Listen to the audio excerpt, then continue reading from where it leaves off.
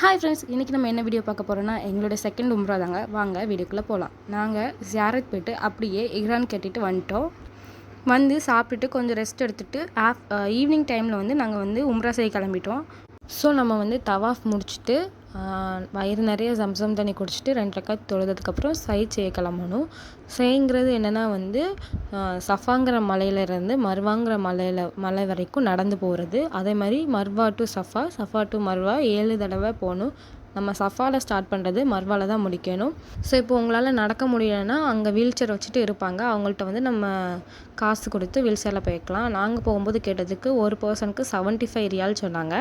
இங்கே வந்து green lights இருக்கும் சஃபா ஸ்டார்டிங்லேயும் மர்வா எண்டிங்லேயும். அது என்னென்னு பார்த்தீங்கன்னா, இந்த க்ரீன் லைட்டில் வந்து ஜென்ட்ஸ் வந்து கொஞ்சம் வேகமாக ஓடணும், லேடிஸ் வந்து நார்மலாகவே போய்க்கலாம். சஃபா மர்வாக்கு நடுவுலேயே வந்து ஜம்சம் தண்ணியும் இருக்கும். ஆனால் மோஸ்ட்லி எல்லா இடத்துலையுமே கூலான வாட்டர் தான் வரும். ஒரு சில இடத்துல மட்டும்தான் நாட் கோல்டு இருக்கும்.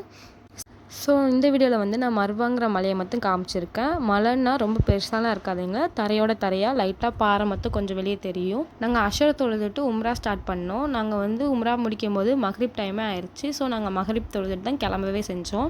ஸோ நான் தொழும்போது எனக்கு வந்து அந்த இமாம் ரெசைட் பண்ணுறது ரொம்ப பிடிக்கும். அதை நான் வந்து ரெக்கார்ட் பண்ணி நான் அந்த வீடியோவில் ஆட் பண்ணியிருக்கேன். ஸோ அவங்க வந்து சூரா ரிசைட் பண்ணும்போது நம்மளுக்கு ரொம்ப பீஸ்ஃபுல்லாக இருக்கும். நம்மளை அறியாமே நம்ம கண்ணிலேருந்து தண்ணி வரும். ஆனால் நம்ம கண்ணை மூடிட்டு கேட்டால் அது ரொம்ப இனிமையாக இருக்கும். நான் வந்து இதில் வந்து பாதி தான் ஆட் பண்ணியிருக்கேன். நான் ஒரு 11 மினிட்ஸ்க்கு மேலே நான் ரெக்கார்ட் பண்ணியிருந்தேன்.